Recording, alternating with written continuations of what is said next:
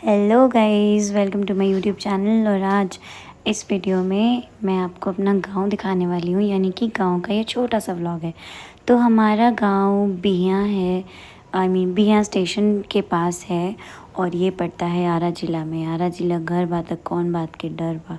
तो ये मैं और पापा, और यहाँ हमें बहुत तेज़ भूख लगी थी तो हमने सोचा जल्दी जल्दी चलो कचौरी खा ले पहले, फिर आगे बढ़ते हैं। तो ये कुछ ऐसा दिख रहा था, इट वॉज़ वेरी यमी। और ये हम आगे बढ़े और ये कुछ गांव के सुंदर सुंदर सीन है।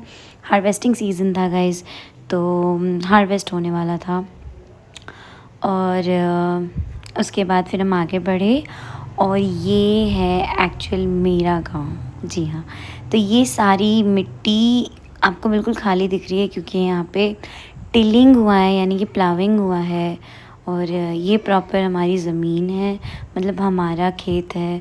तो हम बस देख रहे थे कि कैसा है क्या है। और ये थोड़ा सा क्लोज लुक मैंने मिट्टी का लिया है।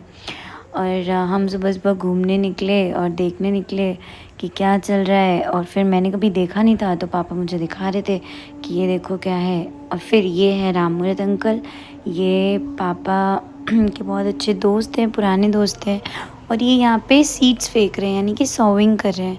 तो इस टाइम पे ये दाल के सीड्स फेंक रहे हैं, चना और कुछ और दाल मिक्स्ड है इसमें। और हाँ, एंड मैं रिकॉर्ड कर रही हूँ उनको फेंकते हुए।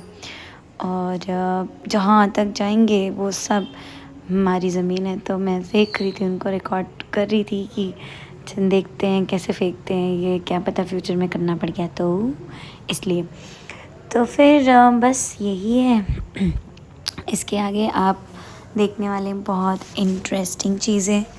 यस, ये तो अभी ज़मीन है, टिलिंग हुई है, सोविंग हो रही है, पर इसका रिज़ल्ट बहुत सुंदर होगा। जो लोग गांव में रहते हैं उनकी लाइफ कितनी अच्छी है ना, मतलब हमेशा उनके पास ग्रीनरी, फ्रेश हवा, शुद्ध पानी।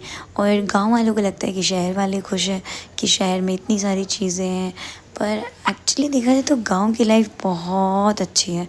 और अब तो मतलब गांव कहीं से कम भी नहीं है। हमारे गांव में प्रॉपर रोड बन गए हैं और इलेक्ट्रिसिटी तो आती ही रहती है, 24 घंटे इलेक्ट्रिसिटी रहती है।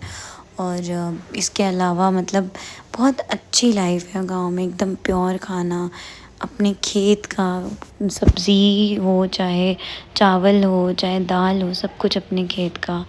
और फिर कुछ ख़रीदना ही नहीं पड़ता है, एकदम मस्त। ऐसा लगता है कि बस मेरा तो मन कर रहा था कि यहीं रहूँ, कौन जाएगा वापस जॉब करने के लिए। पर कुछ कर नहीं सकते, जाना तो पड़ेगा ही वापस। पर चलिए उससे पहले देखते हैं कुछ हरे भरे नज़ारे। और अब हम पापा के एक बहुत पुराने दोस्त है जो पापा से काफ़ी बड़े हैं वैसे तो, और वो पोएट है, वो गाने और पोएट्रीज़ लिखते थे। तो यही यहाँ पे हम कुछ ऐसे ही डिस्कस करें पुराने पोएम्स के बारे में। और पापा गाते भी थे मेरे।